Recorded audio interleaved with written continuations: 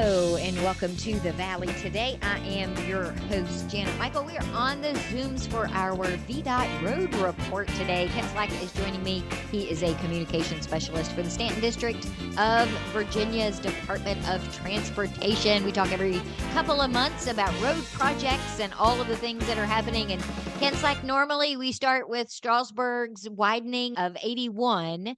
I haven't been that way in a while. How's it looking? They're making good progress out there. At last check, they're about 40% of the way through the project. So not quite at the halfway point, but coming along steadily. And really what drives a lot of the schedule on these kinds of projects is the bridge replacements. Widening the actual roadway is not as complicated as replacing a bridge or widening a bridge. We're doing one of each down there. We're replacing the southbound bridge over Cedar Creek and widening the southbound span over the CSX railway about a mile further down. Bridge work has been going on. They just recently poured the deck for the first new section of the bridge. And so the tentative plan is to move traffic to the left toward the median by around the end of the summer, probably sometime in August, so that contractors then can move on to the second phase of the project, and that is the bridge work on the outside, on the right side. It's a steady process, but unless you want to close a bridge and get it done faster, that is an option. But if you're talking about interstate level traffic, that would not make us too popular. So we do these bridge projects, bridge replacements in stages so that we can keep traffic moving. Didn't you have to close a bridge not too terribly long ago because it had been damaged because of a dump truck that hit it with the bed up? Which, first of all, I don't even understand why they're driving around with their beds up anyway. And I remember seeing a ton of stuff about stay away from this area, know that there's going to be a detour. That was one of the overpasses going over the interstate there in the Woodstock area, Route 604, right there in the town. And like you said, last fall there was a dump truck with its bed up that struck the underside of the bridge, and then immediately behind the dump truck was a tractor trailer which couldn't stop in time and struck the back of the dump truck and wedged it in there. And I think all that together probably didn't help, but it caused us to have to replace one of the steel beams that support that bridge. So it was a significant repair. And because you're talking about doing partial demolition, removing a beam, putting a new beam in place, that's all tons of stuff taking place over top of traffic, and we just can't have people driving under it. So there was a temporary southbound closure. So we did a whole lot of outreach on that to try to make sure folks could make other travel plans, and if they couldn't, to be prepared for some delays as we had to detour folks on Route 11. It was crazy. I saw all, I think all, and then some of the outreach that you did, but it was interesting to me that as someone who lives in Middletown, which is a decent amount of miles from Woodstock, there were people. Stephen City said that you couldn't park alongside on the side of the road in Route 11 in Stephen City, and I thought, now that's a stretch. And it may sound like it, but we coordinated with not just Shenandoah County and the town of Woodstock, but also Frederick County, Warren County as well, because we anticipated that there could be some backups on 81 and even onto I-66 possibly, but also a lot of impact on local roads. No matter what we tell people about a detour, sometimes folks will find a different way, and it's not always the best one. But those kinds of things, it's sort of like you put your finger in the dike, that water's got to go somewhere. And so it's a difficult procedure, but we work with contractors to try to get those things done as quickly as possible so that we're minimizing the amount of time that we're really disrupting that flow on the interstate. It also really speaks to the importance and the value of that communication. So when we have these conversations about where you are on the widening of 81 at Strasburg, it really is beneficial for people to understand where you are in that process and what might be or what will be coming next, whether that's tomorrow, in 6 weeks, or in 6 months. Having people have that knowledge is a very powerful thing. It is. And another part of it is folks are sometimes a little more understanding about the delays and congestion on these projects if they understand what we're doing and why we're doing it and what the benefit's going to be down the road. And quite literally, I guess I should say. But so we spend a lot of time, and the I-81 projects are just one example, but that whole program of 65 different capital improvements going up and down this 324-mile corridor through Virginia, it's going to affect a lot of people over many years of time, because right now we have construction zones in Stanton Harrisonburg, Weir's Cave, and Strasburg. Just within that roughly 75-mile stretch, you've got four significant work zones. So we do a lot of outreach, social media, news releases. You can sign up for a newsletter. We have videos and podcasts and everything else, and a dedicated website to try to keep folks up to date on what's happening out there. And when we're talking about that Strasburg project, it's like you mentioned, it's 40% of the way to completion. You've got projects that you haven't even started yet that you're going to be starting throughout the summer, into the fall, into next year. The 81 bridge at Millwood is going to be one of those projects where people should pay attention because there are alternate routes, and I personally would highly recommend you find them. There is a relatively new bridge that goes over the interstate a little to the south of there. Just lost the name of it, but it goes right over on the 312-mile marker Have next to Crossover Trex. Boulevard. Crossover, that's the one. Yeah, right next to Trex. So there's another way to get over the interstate. But we do understand that those kind of projects do have significant impact. Now, that particular bridge project, the plan is to build the new bridge just to the north of the existing one, because we're talking about what's already a 7-lane bridge and replacing it with one that has 9 lanes. And it's a very complicated project no matter what. But we're building the new one next to the current bridge, and then we'll be shifting traffic onto it when the time comes. It's going to be complex because Millwood Pike in the county and right at the interstate, as you go into the city limits, it turns into Millwood Avenue. It carries Route 50, Route 17, and Route 522 traffic. Just tons of vehicles are using that bridge every day. And so the contractor that has the joy of working on that project is going to be working alongside a whole lot of challenges there. And it's not just the bridge replacement. We're making a lot of improvements to the roadway in the city and in the county, access improvements with turn lanes and auxiliary lanes and pedestrian accommodations. So there's a lot of work around the bridge that's going to be taking place, but certainly the centerpiece of that is that huge structure over 81. We touched on that a little bit during our last conversation because I assumed that you were going to do all of the things at the same time. And you pointed out to me, no, no, no, no, no, that while that would be great that they would all be done at the same time, that is a super complicated project that really does still have to be done in phases. Yeah, absolutely. And I think we talked about the widening through the Winchester area. That is coming, but it's one reason why we're going to be working on the widening in the northern part of Winchester first, from about the 317 to the 319. That in and of itself has about 6 bridges that need to be replaced. But if we do that first before we go to the southern section, which would be right in the middle of that 313 interchange, going a little bit to the south and north of there, would create some more headaches. So it's some very careful sequencing of how we are designing and going through right away and getting these projects ready for construction so that we're not making it just absolutely ridiculous out there. We know there's going to be some impacts, but when you have a whole series of projects that all need to be done, you have to carefully approach them and make sure that the schedule makes sense. Another reason you can't do them all at the same time is the resources. There's only so much personnel that's out there and materials and resources, and contractors can handle these really large projects. Throwing all that work out there at one time doesn't necessarily work out. And you put all of these projects, they of course go out for bid. You have an idea of what it is, the work, the scope of work that's going to need to be done. Do you factor in projects that are a little more complicated, like this one, when you're looking at contractors that you're going to ultimately choose to complete that work? We do. We put all the construction documents out there for the potential contractors to look at and consider for usually it's a month or two before they put their bids in. And the contractors will look at that, and most of them know right away, is that a project we're interested in? Is it one we can handle? Do we have the resources for this? And then some of our really complex projects, we sometimes take a design build approach, which it might mean that we're working with contractors that have some design experience. They have their own design teams that will take the set of plans that VDOT has and take them from, say, we're about a third of the way through design.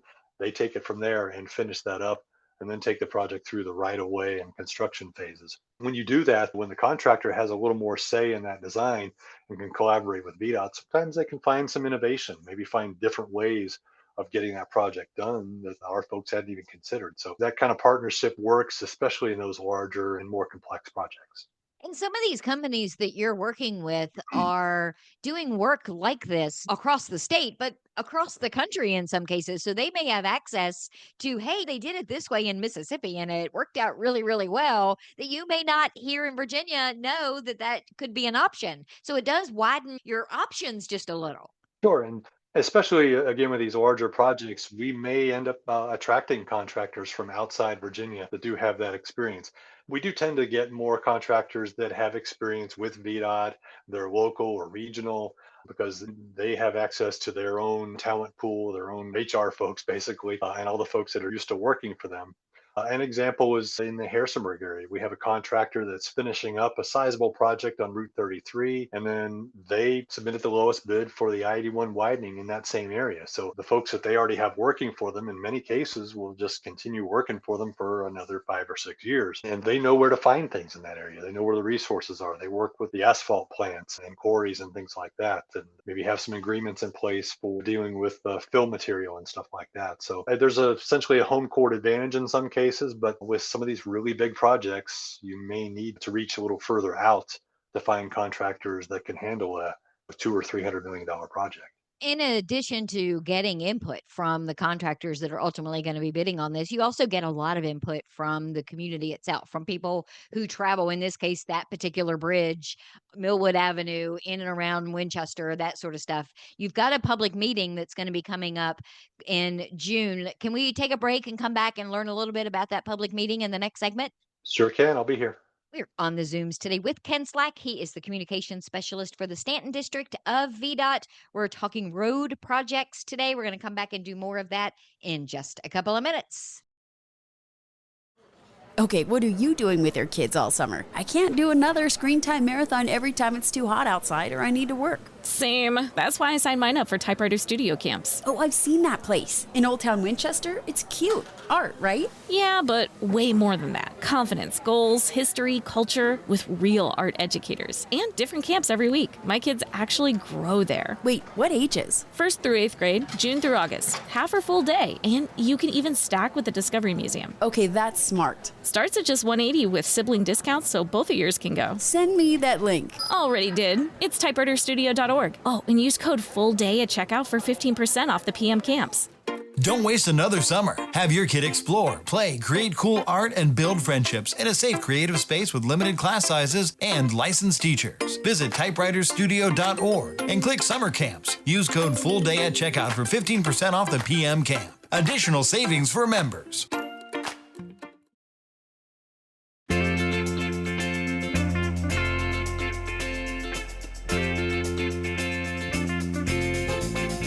Welcome back to the Valley. Today, I am your host, Janet Michael. It is VDOT Road Report Day, so we are on the Zooms with Ken Slack. He is communication specialist for the Stanton District of VDOT. We talked in the first segment about the widening of 81 at Strasburg, where they are in that project. And then before we went to break, we were talking about all the improvements that are going to happen to the 81 bridge at Millwood, some leading up to, some going away from. It's going to be a fairly large project, Ken Slack, but you guys are going to have you're going to have at least a public meeting to let the public know, hey, this is what you can expect, but you want input from them as well, right?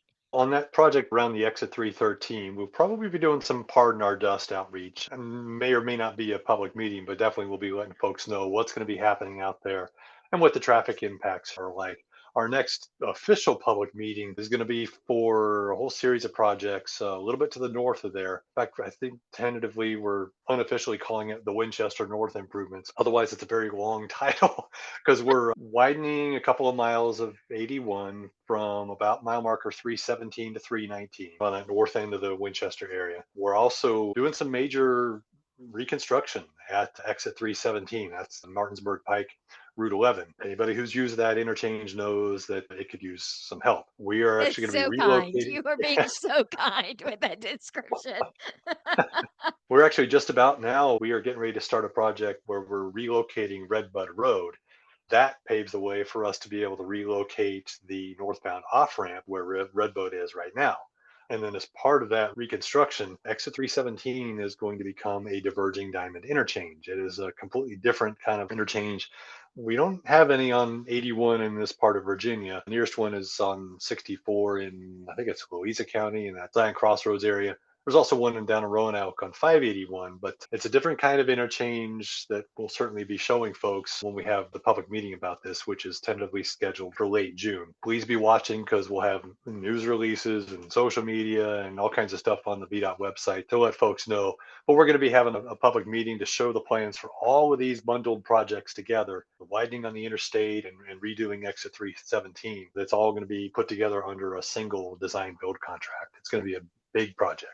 And as you alluded to earlier, a much needed project. There has been a ton of growth on that end of town from both a housing perspective as well as commercial. Once Target went in and Lowe's went in, and you've got all of those things out on that end of town, it gets a little crazy there.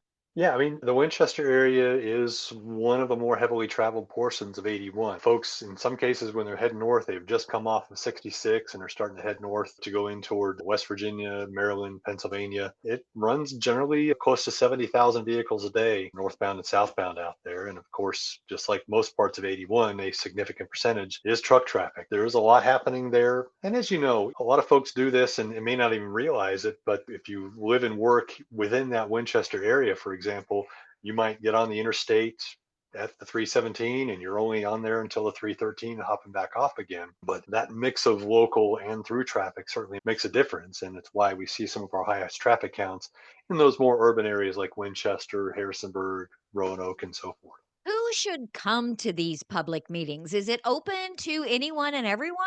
It's only open to people who are already in favor of the project and want to say nice things about VDOT and everything that we do. Know. I'm just anybody who has an interest in this, and it could be folks that's part of their daily commute, or if you have a home or business that's in that area and you want to see what the potential impact might be. Trucking companies certainly could have an interest in it. If you have any interest in Interstate 81, and if you live in this part of Virginia, it's kind of hard to imagine you don't. You are welcome because we want to hear from all kinds of roadway users when we present the plans as they are and ask for some input. I think there's a perception that by the time we go to a public hearing, public meeting, that we've already made up our minds. This is exactly what's going to happen. And we have an idea of what we think is going to happen.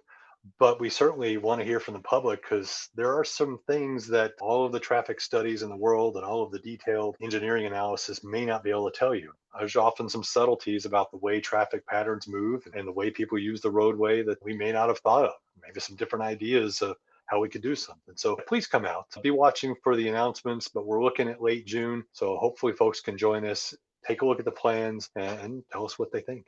When you talk about these being public meetings, I was joking with you before we started recording about not a public hearing. Typically, public hearings are because you're going to vote on something at some point in the future. You also pointed out that these aren't formal in that you have to get up and stand at a podium and speak to a panel of people. These are people that are walking around, talking to people, listening to a presentation, being able to raise their hand and ask questions. Yeah, absolutely. We tend to make these as informal as possible. An example is we recently had a round of public meetings on the Rail with Trail assessment, the study through that corridor, and we had a series of 3 different meetings. We started those meetings with a brief presentation, a little PowerPoint, just to give people a quick rundown of what the project is all about. But the whole room was just surrounded by these display boards that have all the details, nice big printed out displays that show the details of what we're proposing. And folks get a chance to just talk one-on-one with VDOT engineers. We'll also have folks there from our environmental division, from right-of-way, from traffic operations, people who really know what they're talking about from those particular aspects, who know a lot more than I do on all those things. We really are presenting information, presenting some design plans, hearing one-on-one from folks. And there's all kinds of ways to tell us what you think. I should have mentioned this earlier, but we will simultaneously launch an online survey. The same information will be on the website. You can look at the plans without having to leave the comfort of your home or office. You can tell us what you think. If you come out to the meeting, you can write some comments down, or you can sit down and chat with a court reporter who will record it for you so that you don't have to get in front of a microphone at a podium and everybody's staring at you and you're wondering, what if I say something that nobody else agrees with? All opinions are welcome, and it's really a vital part of the design process as we move these projects through. You make a really good point when you mentioned a second ago that having people who use those routes on the regular sometimes do have really valuable information. Like you can, from a logical perspective, say, okay, we know that this many cars travel and more of them travel during this time because it's when school is letting out or whatever. But people that are there during those times can say, hey, did you know that there's a backup when there are 4 school buses? Little things like that that maybe people don't think is important that could be important as you're continuing in this design process. Sure. Every single community, every portion of the interstate, and not just the interstate, but 81 for an example, they all have specific things that can have an impact on that roadway and the traffic patterns. In the case of Winchester, you've got Shenandoah University that's right there near the interstate. Apple Blossom Mall, you've got the Apple Blossom Festival that can affect traffic a couple weekends out of the year. There's also constantly development. We might need to hear from somebody from the county if supervisors are looking at a new subdivision or a new trucking terminal that's planned, or all those kinds of things that can affect the traffic patterns, whether it's on an occasional basis or the overall traffic flow. And those are the kinds of things that we really need the local ears to have their ears to the ground and let us know these things that are just vital to the success or failure of a project. You mentioned a second ago too that you guys have a newsletter. Do you typically put these public meetings in the newsletter? Would that be the easiest way for people to just sign up to get your newsletter and then they'll know about all the things all the time? Well, the Improve 81 newsletter, that's for all of the I-81 CIP projects, that comes out quarterly. So because it's only coming out every 3 months, depending on when the last version was published, you might not be able to get that quick info about the next meeting. It depends on how far in advance we've got it scheduled. Probably the easiest thing to do, at least in specific to the 81 projects, is to go to improve81.org. It's a really easy website, improve81.org.